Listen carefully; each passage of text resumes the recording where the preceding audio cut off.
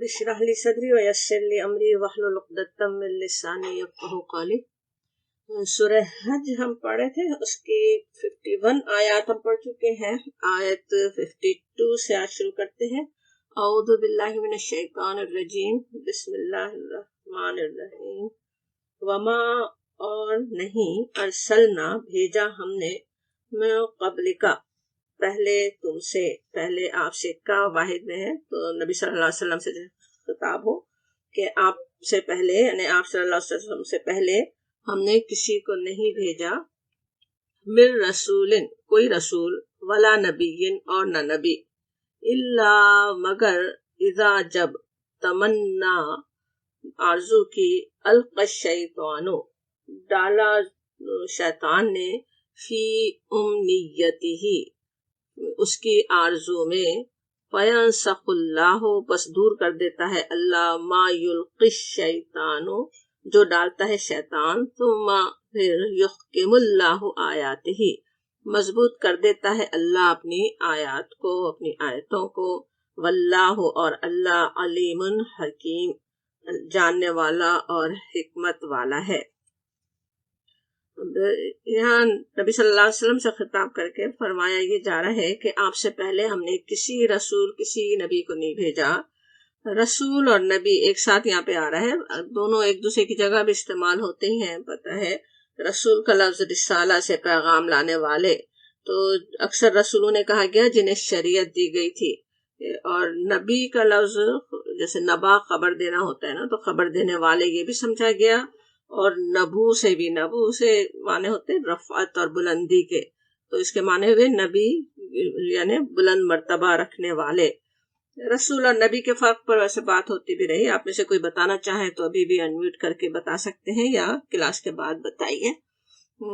वैसे मुख्तसरन ये कि रसूल नबी भी है, हर रसूल नबी भी हो सकते हैं, लेकिन हर नबी रसूल नहीं होते, हर नबी के पास शरीयत नहीं आई। अहमद की एक हदीस में नबी सल्लल्लाहु अलैहि वसल्लम ने रसूलों की तादाद 300 से कुछ ज्यादा बताई और अंबिया की तादाद 1,24,000 बताई। तो इससे भी समझ में आता है कि अंबिया तो बहुत से भेजे गए और रसूल कुछ भेजे गए। अब यहाँ पे ये आयत और इसके बाद की और जो 2 आयत हैं, ये 3 आयत एक साथ समझने वाली हैं। इंशाल्लाह पहले हम इन्हें एक साथ समझने की कोशिश करते हैं, फिर हर आयत की तफसील भी देखते हैं। नबी सल्लल्लाहु अलैहि वसल्लम के लिए खास तौर पर और हर दौर में इस्लाम की शदीद मुखालिफतों का जब और जिसको सामना हो, उनके लिए यह आयत बहुत ही तसल्ली देने वाली, अल्लाह पर तवक्कल और इत्मीनान अता करने वाली है। एक तो यही बात कि ये शैतानी कोशिश है, कोई नई नहीं है, कोई रसूल, कोई नबी गुजरा ही नहीं, हमेशा ऐसा हुआ। क्या हुआ कि इज़ा तमन्ना अलक़ा शैतानु फी उम्नियतिही कि शैतान ने अपनी कोशिशें की, जब उन्होंने तमन्ना की। अब किसी रसूल, किसी नबी की तमन्ना क्या होती है, तमन्ना हम उर्दू में भी समझते हैं ना, शदीद ख्वाहिश, उनकी आरजू, वो क्या होती है कि अल्लाह की हिदायत अल्लाह के बंदों के दिल में उतर जाए, अल्लाह की आयत उनके सामने रोशन हो जाए और तमाम इंसान अल्लाह की बंदगी में आ जाए। लेकिन ये कभी नहीं हुआ कि किसी भी रसूल, किसी भी नबी की इस पाकीज़ा तरीन और मुखलिसाना कोशिश में शैतान खलल अंदाज ना हुआ हो। वो शैतान चाहे इंसानों में से हो या जिनों में से, वो तो जरूरी सरगर्म होते हैं ना, वो भी हर तरह की कोशिशें करते ही रहते हैं। किस तरह से आ रहा है ना, अलकश शैतान, शैतान डाल देता है अपना बीच में अपनी कोशिशें, अपनी सारी शरारत डाल देता है उस आरजू में, उम्नीयत ही, जो इतनी पाकीज़ा आरजू है अल्लाह के नेक बंदों की, अल्लाह के बंदे नेकी की तरफ आए, उसमें शैतान की भी कोशिशें चलती हैं। किस किस तरह की कोशिशें चलती हैं, कभी बाप दादा के तरीक़ों पर गैरत दिलाकर लोगों को बहकाया गया, बुतों की मोहब्बत दिलों में भड़काई गई, कभी मॉडर्निज्म और फैशन के नाम पर इस पे बहकाया गया, इस्लाम पर, अल्लाह की किताब, अल्लाह के पैगम्बरों पर तरह तरह के एतराज़ात और शुबहात दिल में डालकर। लेकिन अल्लाह के नेक बंदों के लिए कैसी खुशखबरी है इन आयात में, कहा यह जा रहा है फौरन ही वो तो करते हैं अपनी कोशिश, लेकिन अल्लाह ताला क्या करने वाला है, फयंसखल्लाहु, पस यंसखु के नसखा से, नसखा होता ना किसी चीज को जायल कर देना, मिटा देना, منسوخ کرنا اردو میں بھی ہم کہتے ہیں نا کسی چیز کو کینسل کر دینے کو، ختم کر دینے کو. تو فینسخ اللہ، اللہ تو اسے مٹا دیتا ہے، بالکل دور کر دیتا ہے. ما یلقی الشیطان، جو شیطان ڈالتا ہے، شیطان کی جو خلل اندازیاں ہیں اسے اللہ تعالیٰ مٹا دیتا ہے. سورہ حج جو ہم پڑھے ہیں اس میں پیچھے آیت 38 میں بھی تھا کہ ان اللہ یدافع عن الذین آمنوا ان اللہ لا یحب کل خوان کفور، کہ یقیناً اللہ مدافعت کرتا ہے ان لوگوں کی طرف سے جو ایمان لاتے ہیں، برائیوں کو دفع کرتا ہے، برائیوں کو دور کر دیتا ہے. اللہ تعالیٰ اپنے نیک بندوں کی مدد فرماتا ہے. کیوں کرتا ہے؟ کیونکہ وہ خوان اور کفور کو پسند نہیں کرتا. وہ خیانت کرنے والے، انکار کرنے والے، دنیا میں ظلم کرنے والوں کا خاتمہ کرنے کے لیے اللہ تعالیٰ اپنے نیک بندوں کی مدد کرتا ہے. وہی بات یہاں پہ بھی بتائی جا رہی. اور مزید اطمینان یہاں پہ دلایا گیا سورہ حج کی آیت 52 جو ہم پڑھ رہے ہیں. کہا جاتا ثم یحکم اللہ آیاتہ، اور اپنی آیات کو پختہ کر دیتا ہے، مستحکم کر دیتا ہے، ان کا سچا ہونا ثابت کر دیتا ہے. حق اور باطل کی اس کشمکش کا پھر نتیجہ کیا نکلتا ہے کہ اللہ تعالیٰ باطل کو مٹا دیتا ہے، وہ جھاگ کی طرح بیٹھ جاتا ہے. اور اللہ تعالیٰ اپنے انبیاء اور رسولوں کی باتوں کو دلوں میں استحکام بخش دیتا ہے. ذرا سوچیں، آج انبیاء کرام کی مخالفتیں کرنے والوں کی، خود نبی صلی اللہ علیہ وسلم کے خلاف طوفان کھڑے کرنے والوں کی باتیں کہاں ہیں؟ کس کے دلوں میں ہے؟ کون انہیں یاد کرنے والا ہے؟ اور اس کے مقابلے میں انبیاء کرام کے نام لیوا، ان کے مشن کو لے کر چلنے والے آج اتنی صدیوں بلکہ ہزاروں سال بعد بھی موجود ہیں. تو کس طرح آیات کی سچائی ثابت ہوتی ہے. اور یہ بات کتنے ہی طریقوں سے قرآن میں آتی ہے. کون سی بات؟ کہ حق کی مخالفتیں تو خوب ہوتی ہیں لیکن وہ بس بیٹھ جاتی ہیں، حق باقی رہ جاتا ہے. وہ بات کئی طرح سے قرآن میں سمجھائی جاتی. اللہ کے نیک بندوں کو کئی طرح سے اطمینان دلایا گیا. سورہ ابراہیم میں کلمہ خبیثہ اور کلمہ طیبہ کی مثال یاد ہوگی، کس طرح اللہ تعالیٰ اس کو نشو و نما بخشتا ہے کلمہ طیبہ کو. کلمہ خبیثہ کیا ہے؟ اس کی کوئی جڑ نہیں ہوتی، کوئی اس کی بنیاد نہیں ہوتی. اور اسی طرح سورہ رعد میں بھی کئی مثالوں سے سمجھایا گیا. سیلاب کے جھاگ کی مثال وہاں پہ دی گئی. دھاتوں کو پکاتے وقت جو اٹھ آتا ہے بہت سارا میل کچیل جھاگ، اس کی مثال سے سمجھایا گیا کہ وہ سب کیا ہوتا ہے؟ بیٹھ جاتا ہے. جو اصل چیز ہے، جو خالص چیز ہے، وہ باقی رہ جاتی ہے. تو حق پر جو قائم ہی رہنا چاہتے ہوں تو ایک وقت تو ایسا ہو سکتا ہے کہ آگے راستہ بند نظر آئے، سامنے جھاگ اتنا سارا ہو تو ایسے لگے کہ بس راستہ بند ہے، کچھ کر نہیں سکتے. لیکن اگر اللہ کے نیک بندے مومن ثابت قدم رہیں تو ساری مخالفتیں آہستہ آہستہ جھاگ کی طرح بیٹھ بھی سکتی ہیں.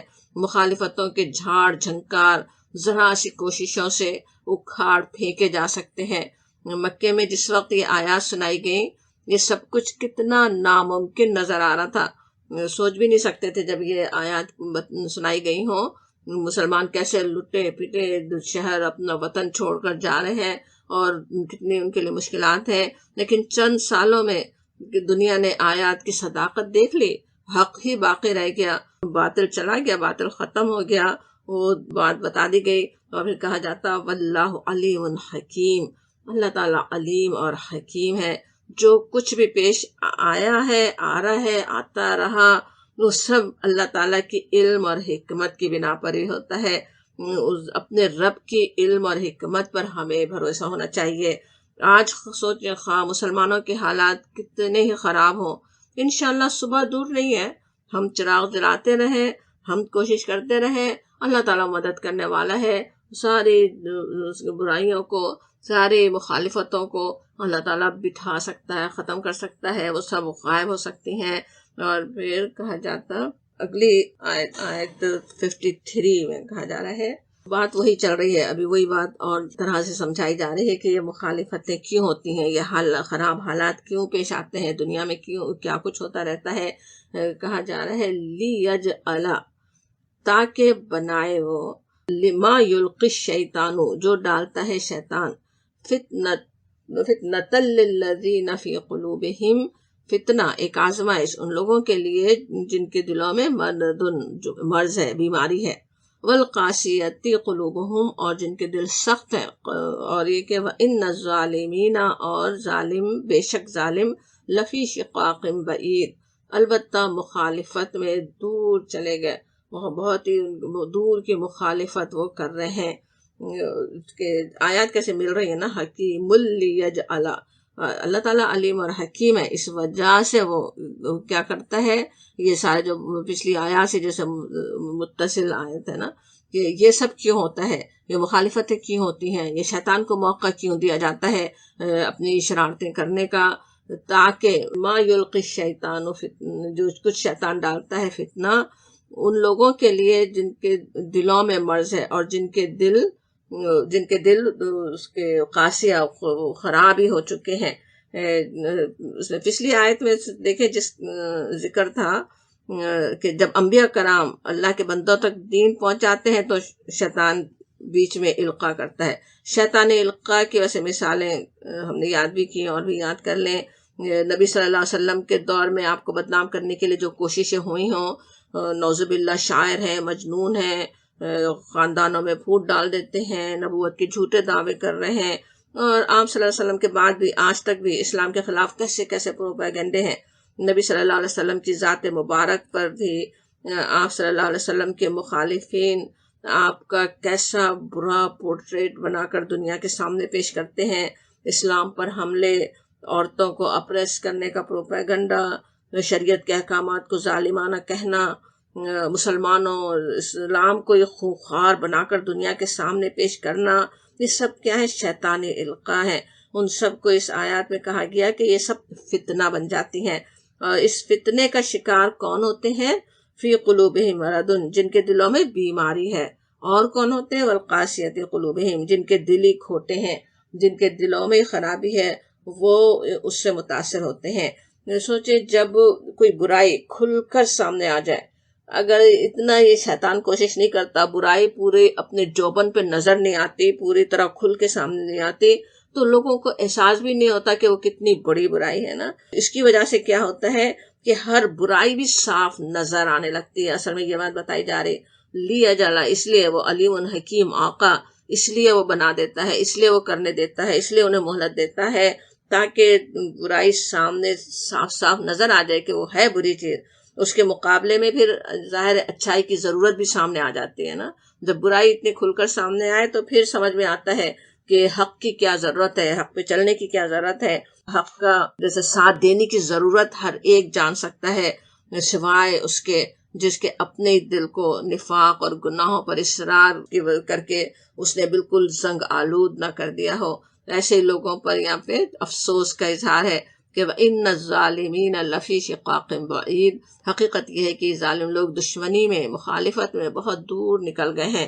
یہ تو ان کا حال ہوتا ہے جب یہ فتنہ پھیلتا ہے، اور دوسری طرف اور کیا حال ہوتا ہے، اللہ کے نیک بندوں کا کیا حال ہوتا ہے وہ بتایا جا رہا ہے۔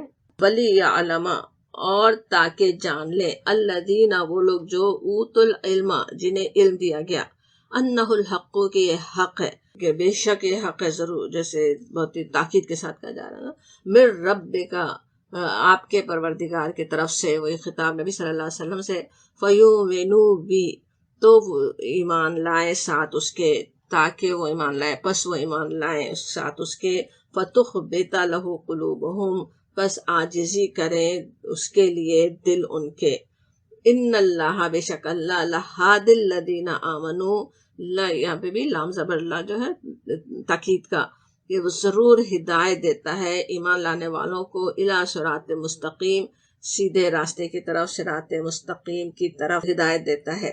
اب یہاں پہ بتایا جا رہا کہ حق و باطل کی اس کشمکش میں، ایک طرف تو وہ حال تھا نا جو ابھی پچھلے آیت پڑھ رہے تھے، جن کے دلوں میں بیماری تھی، ان کا وہ تو مخالفت میں دور ہی دور نکل جاتے ہیں، اور اسی وقت انہی حالات میں جب یہ اتنے حالات برے ہو رہے ہوں انسانوں کے لیے، وہ کشمکش چل رہی ہو حق اور باطل کی، ظالم ظلم ڈھا رہے ہوں مظلوموں پہ، وہ اس وقت کیا ہوتا ہے کہ وَلِيَعْلَمَ الَّذِينَ أُوتُوا الْعِلْمَ، اور لِيَعْلَمُ، تاکہ جان لیں، تاکہ کہنا کس طرح لگتا ہے نا، کہ وہ ساری چیزیں اب جیسے ایک پرپس سے ہو رہی ہیں، مقصد سے ہو رہی ہیں، اللہ تعالیٰ کا مقصد ہے اس کے ذریعے سے اللہ تعالیٰ کیا چاہتا ہے، اپنے بندوں کو کیا سکھانا چاہتا ہے، وہ سمجھ میں آتا ہے، اور وہ نتیجہ نکلتا ہے کہ یعلم الذین، یعلم کا لفظ یاد ہوگا، اکثر قرآن میں کئی جگہ ہم سمجھتے رہے ہیں کہ کسی چیز کا بالکل کھل کر سامنے آ جانا، جان لینا، ہر ایک کو پتہ چل جائے، اس کے سامنے بات آ جائے، واضح ہو جائے، تو وہ ہے وَلِيَعْلَمَ الَّذِينَ، تاکہ جان لے وہ لوگ جنہیں اوت العلم، جنہیں علم دیا گیا تھا، وہ تاکہ جان لیں کہ یہ انہ الحق من ربک، کہ یہ حق ہے تمہارے رب کی طرف سے۔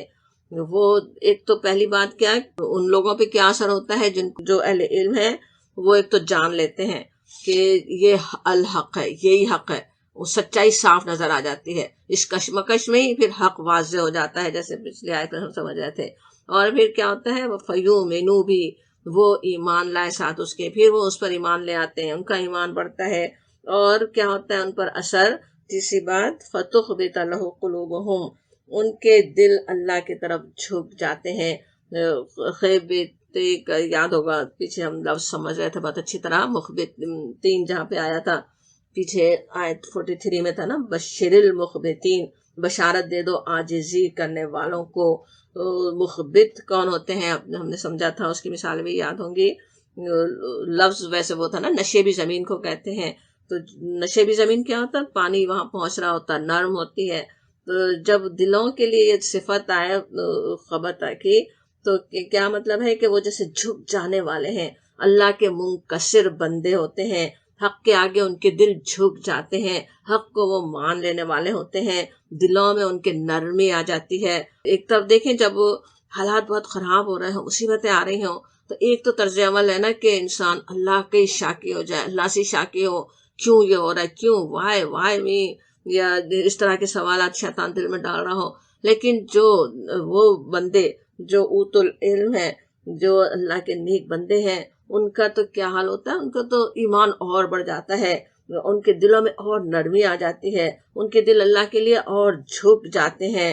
اب ان آیات سے جو سمجھ میں آتی ہے بات وہ یہ کہ حق و باطل کی یہ جو کشمکش دنیا میں چلتی رہتی ہے نا، اس کے کیا کیا نتائج ہوتے ہیں اللہ کے بندوں پر، ان کے کیا اثرات ہوتے ہیں، وہ ان تینوں آیات میں بتا دیے گئے۔ اور اللہ تعالیٰ اپنی آیات کو ایک تو مستحکم کر دیتا ہے، حق اور باطل کھل کر واضح ہو جاتے ہیں، مخالفت کرنے والے بھی کیا ہوتا ہے، لا علمی میں مخالفت نہیں کرتے، پھر اب بات کھل کے سامنے آ گئی، ان کے بھی حجت پوری ہو گئی، حق جان لینے کے بعد مخالفت کرتے ہیں، اور اللہ کے نیک بندے حق کو جان لیتے ہیں، ایمان لاتے ہیں، حق کے آگے ان کے دل جھک جاتے ہیں۔ اب اس آیت کے ویسے مختلف الفاظ پہ ذرا غور کریں، اس آیت کا ہر لفظ بہت ہی سمجھنے والا ہے۔ وَلِيَعْلَمَ کا بھی ہم نے سمجھا کیا مطلب ہے، کہ جان لینا۔ لی جو ہے وہ جیسے ساری مصیبتوں کا مقصد سمجھ میں آیا کہ کیوں ہے، کیوں آتی ہیں مصیبتیں، کیوں اللہ تعالیٰ مہلت دے رہا ہے۔ اور پھر الذین اوتوا العلم جو کہا گیا کہ وہ لوگ جنہیں علم دیا گیا، قرآن میں دیکھیں عالم یا صاحب علم کی جگہ جہاں پہ الذین اوتوا العلم کی اصطلاح ٹرم استعمال ہوتی، تو کیا اس کا مفہوم ہوتا ہے نا کہ وہ جنہیں کہ جیسے علم، خاص علم انہیں عطا ہوا، اگرچہ عطا تو انہیں ہوتا ہے، علم اللہ تعالیٰ کی طرف سے دیا بھی ان کو ہی دیا جاتا ہے جس میں اس کی سچی طلب ہوتی، جن میں جو دل علم چاہتے ہیں، جن میں دل میں طلب ہوتی ہے، اللہ کی طرف بڑھتے ہیں، اللہ تعالیٰ انہیں دیتا ہے نا۔ اللہ کے نیک بندوں کا قرآن میں آپ دیکھیں جہاں بھی ذکر آتا ہے وہاں یہی بات ہے کہ ہم نے انہیں علم دیا، انہوں نے علم حاصل کیا ہی نہیں آتی بات۔ سورہ یوسف میں حضرت یوسف علیہ السلام کے لیے آتا ہے وَلَمَّا بَلَغَ أَشُدَّهُ آتَيْنَاهُ حُکْمًا وَعِلْمًا، اور جب وہ اپنی آیت نمبر 22 ہے، اور جب وہ اپنی پوری جوانی کو پہنچا تو ہم نے اسے قوت فیصلہ، حکم عطا کیا اور علم عطا کیا۔ سورہ کہف میں حضرت موسیٰ علیہ السلام کو جس نیک بندے سے ملنے اور حکمت سیکھنے کے لیے بھیجا گیا تھا، خضر جنہیں سمجھا گیا، ان کے لیے کہا گیا وَعَلَّمْنَاهُ مِن لَدُنَّا عِلْمًا، اور ہم نے اپنی طرف سے اسے علم عطا کیا۔ آیت 65۔ سورہ انبیاء میں لوط علیہ السلام کے لیے، سورہ قصص میں موسیٰ علیہ السلام کے لیے بھی یہی بات آتی کہ ہم نے اسے حکم اور علم عطا کیا۔ یہ ہوتا ہے اللہ کا عطا کردہ علم، کہ اللہ تعالیٰ علم بھی عطا کرے، علم کی باریکیاں بھی سمجھا دے، اس کا صحیح فہم اور اس پر عمل کی توفیق بھی دے۔ ورنہ علم تو سوچے ابلیس کے پاس بھی کچھ کم نہیں تھا، آج کے شیاطین انس بھی جو ہیں، اسلام کے جو بڑے بڑے مخالفین ہیں، ان کے پاس بھی علم کی کمی نہیں ہے۔ قرآن کا علم بھی وہ اکثر ایک عام مسلمان سے بھی زیادہ جانتے ہیں اکثر، اور اسلام کے مطالعے میں انہوں نے زندگیاں لگا دی، مقالے لکھے، ڈگریاں حاصل کی، لیکن اسلام لانا تو دور کی بات، اسلام کے خلاف زہر اگلتے رہتے ہیں نا، کچھ اس علم سے انہوں نے فائدہ نہیں اٹھایا۔ تو وہ علم انہوں نے حاصل تو کیا، مگر اللہ نے انہیں علم نہیں دیا، دل میں سچی طلب نہیں تھی، مقصد صحیح نہیں تھا، نیت صحیح نہیں تھی، انہیں وہ علم عطا ہی نہیں ہوا۔ اور اسی لیے نبی صلی اللہ علیہ وسلم نے جو دعائیں سکھائیں ان میں نفع دینے والے علم کی بات ملتی ہے۔ آب زمزم پینے سے پہلے کی مسنون دعا یاد ہی ہوگی سب کو، اللہم انی اسألک علما نافعا کے لفظ آتا ہے نا وہاں پہ، کہ ہم سوال کرتے ہیں آپ سے نفع دینے والے علم کا۔ آپ صلی اللہ علیہ وسلم نے بہت سے تحفظات جو سکھائے، اس میں ایک وہ بھی ہے دعا، اللہم انی اعوذ بک من علم لا ینفع، کہ میں آپ کی پناہ چاہتی ہوں ایسے علم سے جو نفع نہ دے۔ پناہ چاہتے ہیں، یعنی وہ علم تو اور زیادہ فتنہ بن سکتا ہے نا، زیادہ علم حاصل کر لے لیکن وہ علم نہیں ہے جو اللہ کا پسندیدہ ہے، جو نفع دینے والا ہے، تو اس میں وہ تو پھر فتنہ بن سکتا۔ ایسے علم سے پناہ لینا نبی صلی اللہ علیہ وسلم نے سکھایا۔ سورہ طٰہٰ میں نبی صلی اللہ علیہ وسلم کو دعا سکھائی گئی کہ قل ربی زدنی علما، کہو میرے رب میرے علم میں اضافہ فرما۔ جب نبی صلی اللہ علیہ وسلم کو دعا سکھائی گئی تو ذرا سوچیں ہمیں اس دعا کی کتنی زیادہ ضرورت ہے کہ ہمارے علم میں اضافہ، اللہ سے علم مانگے، اللہ تعالیٰ ہمیں علم دے، ہمیں ان لوگوں میں شامل فرمائے جن کے بارے میں قرآن میں کہا گیا کہ وہ اوت العلم ہے، جو وہ لوگ ہیں جنہیں علم دیا گیا۔ سورہ مجادلہ کی آیت 11 میں خوشخبری آتی ہے کہ یرفع اللہ الذین آمنوا منکم والذین اوتوا العلم درجات، تم میں سے جو لوگ ایمان رکھنے والے ہیں اور جن کو علم بخشا گیا، وہاں پہ بھی اوت العلم کے لفظ ہے، جنہیں علم دیا گیا، اللہ ان کو بلند درجے عطا فرمائے گا۔ کیسی بشارت، کیسی خوشخبری ہے کہ جنہیں ایسا علم عطا ہو ان کو تو اللہ تعالیٰ بلند درجے عطا فرمانے والا ہے۔ اس میں انشاءاللہ تعالیٰ ہم بھی خود بھی وہ علم حاصل کرنے والے ہوں، بلکہ سوچیں آج ہم اپنی اولادوں کو اس دنیا میں پروان چڑھا رہے ہیں جہاں شیاطین و اشرار کیسے سر چڑھ کر بول رہے ہیں۔ دنیا کا ٹاپ میڈیا، بہترین کمیونیکیشن کے سارے ٹولز انسانوں کو حق سے دور کرنے، دلوں میں شکوک و شبہات ڈالنے، حق سے غافل کر دینے اور غافل رکھنے کے لیے استعمال ہو رہے ہیں۔ معلومات کم نہیں ہے آج دنیا، انسان کیسا فخر بھی کرتے ہیں، کیا کیا کہاں علم میں کیسا بڑھ گیا ہے، کیا کیا سائنس نے ترقی کر لی ہے، لیکن وہ علم کدھر لے جا رہا ہے، کیسا کیسا وہ علم ہے، اور جس طرح سے اس کو شیاطین استعمال کر رہے ہیں اس کی وجہ سے تو بچے اور نوجوان تو کیا، پختہ عمر رکھنے والے بھی، پرانے مسلمانوں تک کے قدم لڑکھڑا جانے کا خطرہ ہے۔ تو ایسے میں ایک ہی چیز ہے جو حق پر قائم رکھنے والی ہے کہ اللہ نے جو کتاب ہمیں دی ہے اسے پکڑ لیں، خود اس کا علم حاصل کریں، اپنے بچوں کو اس کا علم دیں۔ اپنے ایمان پر استقامت صرف اسی سے آ سکتے ہیں جو خود کتاب اگر جانتے ہوں، تو نہ صرف یہ کہ کتاب پر اور اسلام پر کیے جانے والے اعتراضات ہم پر اثر نہیں کریں گے، بلکہ ان کا صحیح جواب دے کر اور کتنے لوگوں کو ہم راہ راست دکھا سکتے ہیں نا۔ خود جانتے ہوں تو سوچیں جب ہمارے بچے وہ اعتراضات لے کر آئیں دوسروں کے سے سن کر، ان کا صحیح جواب دینے کے قابل تو ہو نا۔ اور پھر اس علم کا اثر ہم پر کیا ہونا چاہیے یہ بھی پتہ چلتا ہے۔ یہ جو آیات ہم پڑھ رہے ہیں اس سے کہ ایک تو یہ کہ وہ علم ہم میں کوئی غرور نہیں پیدا کرے، خود پسندی کا شکار نہ ہو جائے کہ دوسروں پر حملے کرنے والے بن جائیں، بلکہ اس سے تو دلوں میں نرمی آنی چاہیے۔ فَتُخْبِتَ لَهُ قُلُوبُهُمْ، اس کے ذریعے سے انسان اپنی حیثیت کو پہچان لے، اس کے ذریعے سے ہم پر کیا ذمہ داری آتی ہے اس کے احساس سے دل بیٹھ جائے۔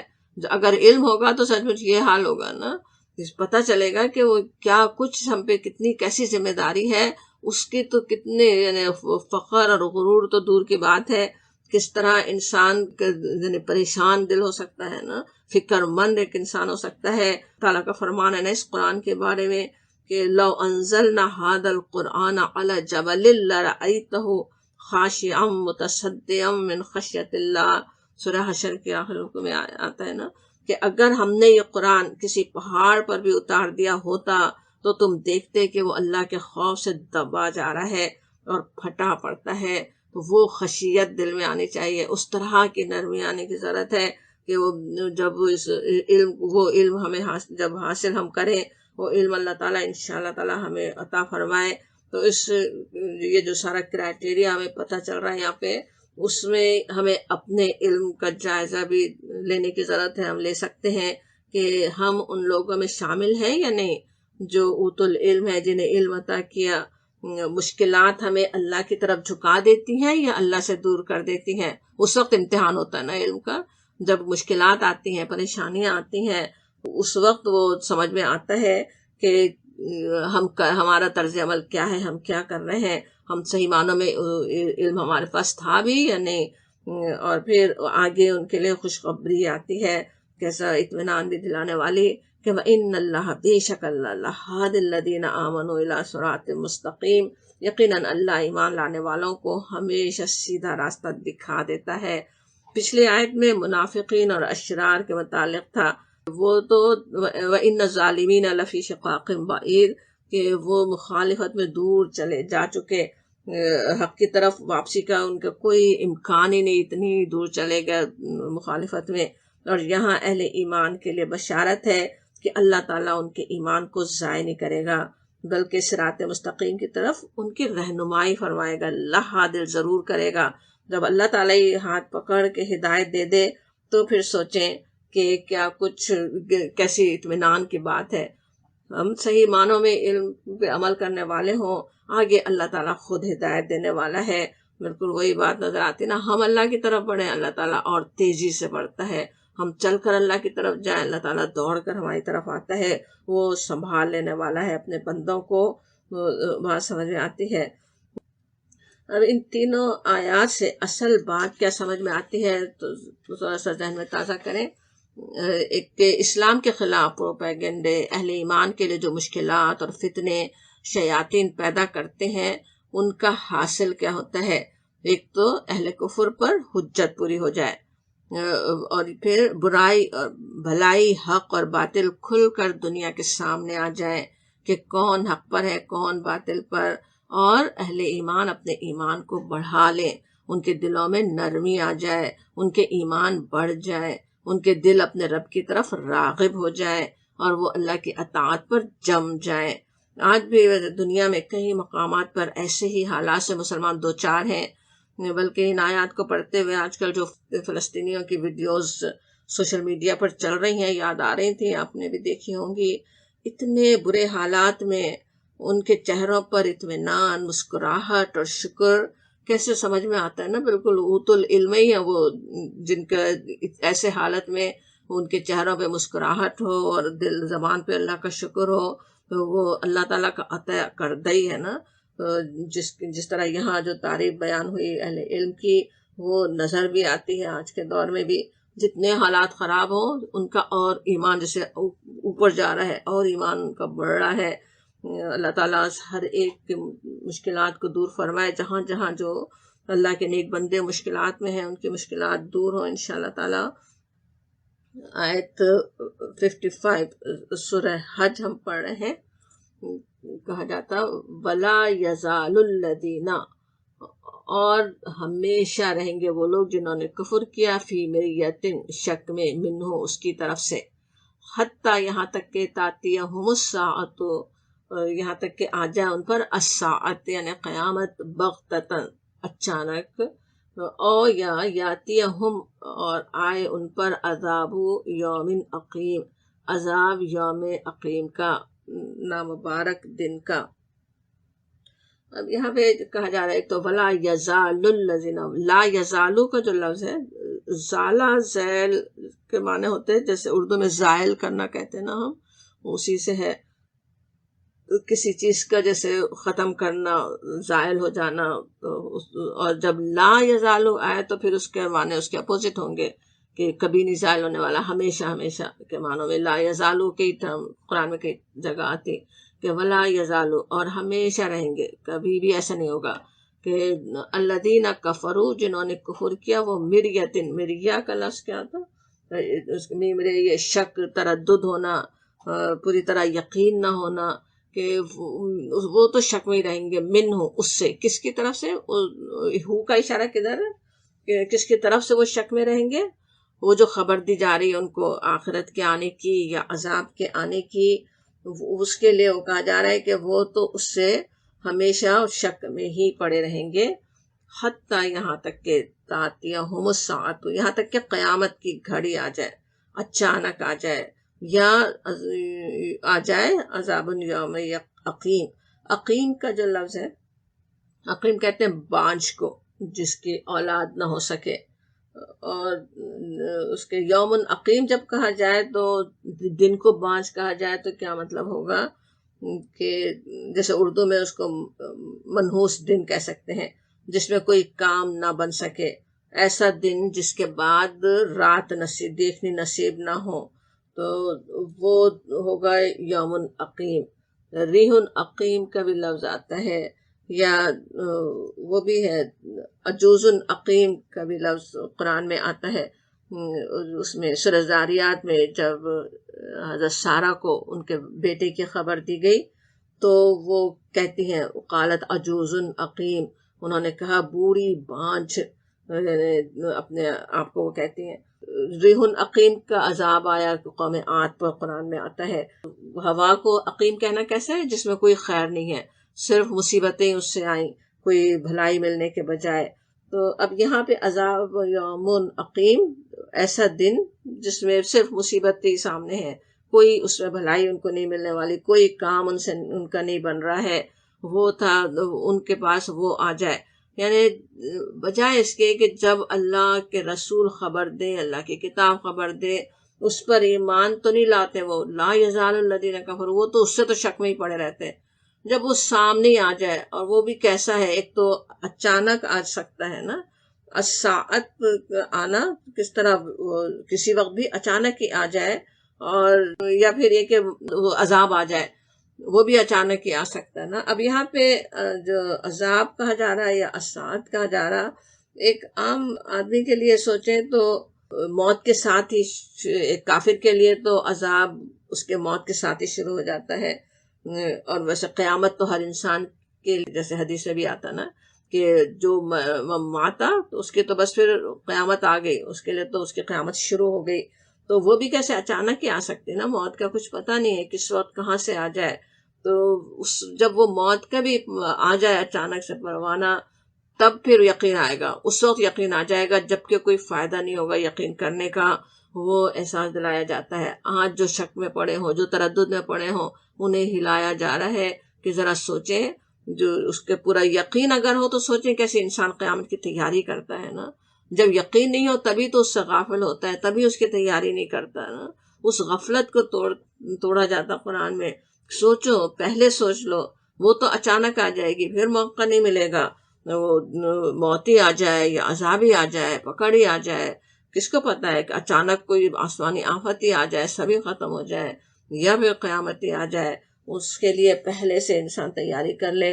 انشاءاللہ تعالیٰ ایسے لوگوں میں ہم شامل نہ ہو جن کا اس آیت میں ذکر ہے، اور اپنی رحمت سے اللہ تعالیٰ ہمیں موت کی تیاری، موت کے آنے سے پہلے کر لینے کی توفیق عطا فرمائے.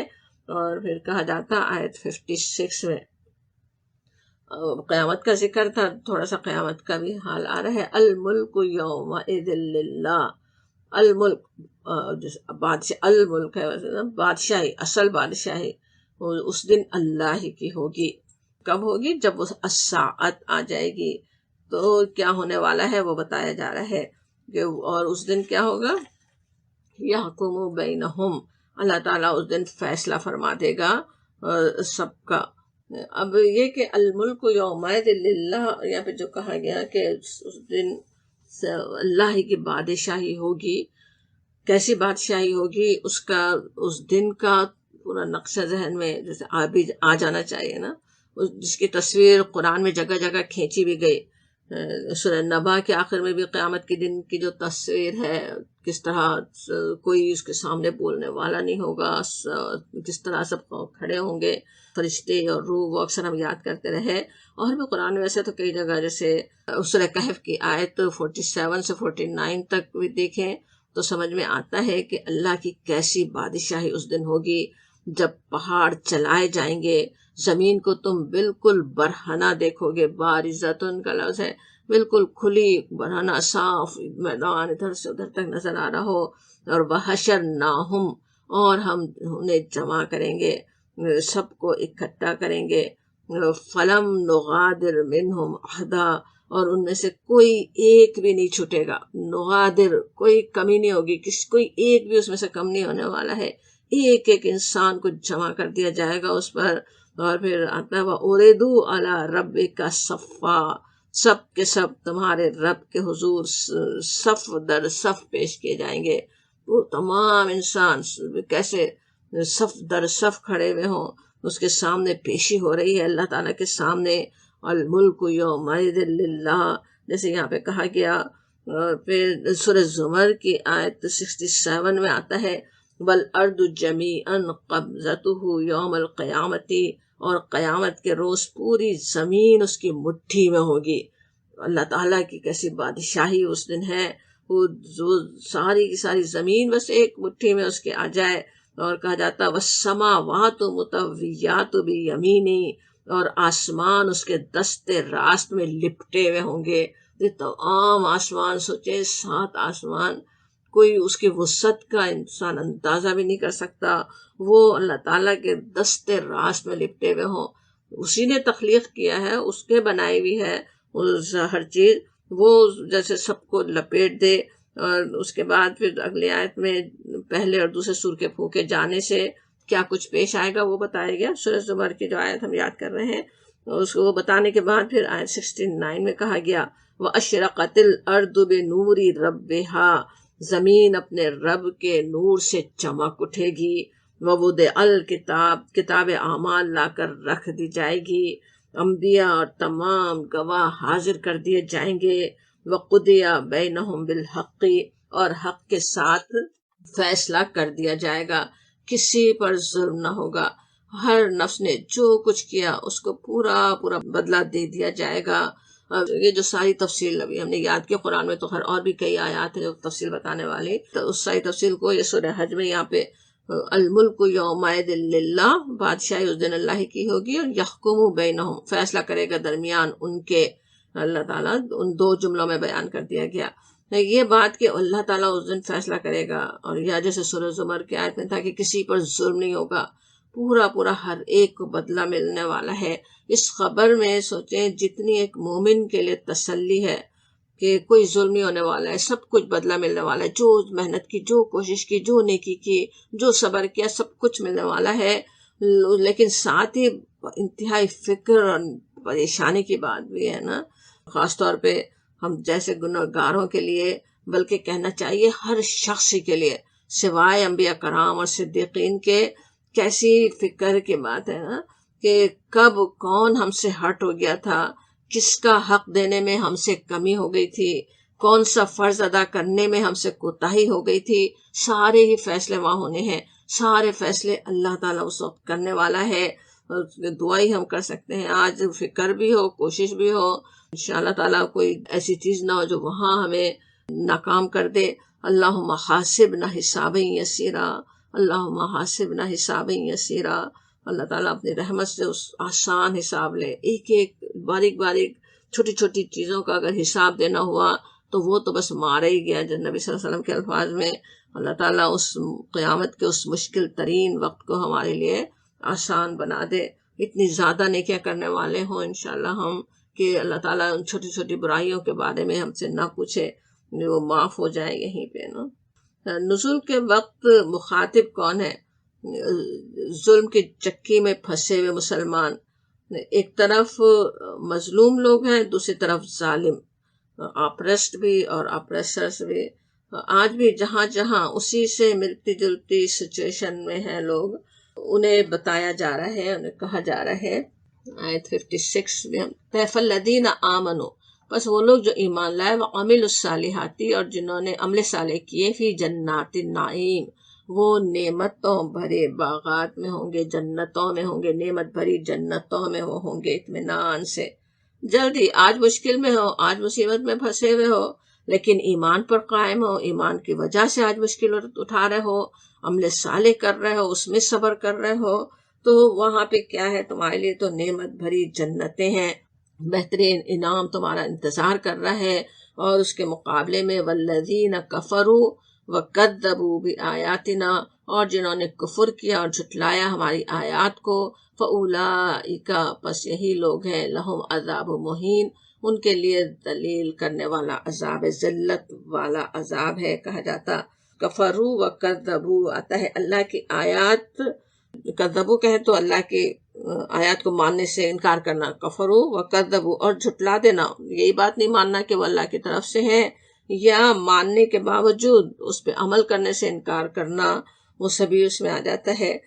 اللہ کے احکام کے مقابلے میں اپنی رائے کو، اپنے طریقوں کو زیادہ بہتر سمجھنا، یہ اصل میں سب سے بڑا استکبار ہے نا، تکبر ہے۔ اللہ رب العالمین کے مقابلے میں جیسے انسان تکبر کر رہا ہو کہ جو میں سمجھتا ہوں، جو میری اوپینین ہے وہ زیادہ صحیح ہے، اس لیے یہاں پہ ان کے لیے عذاب کی نہیں بلکہ عذاب مہین، ذلت والے عذاب کی بات آتی ہے، یعنی صرف جسمانی اذیت ہی نہیں بلکہ توہین اور ذلت کی ذہنی اذیت بھی ان کے لیے ہے۔ اللہ تعالیٰ اپنی رحمت سے ایسے ہر عذاب سے ہمیشہ ہمیں دنیا میں بھی اور آخرت میں بھی محفوظ رکھے۔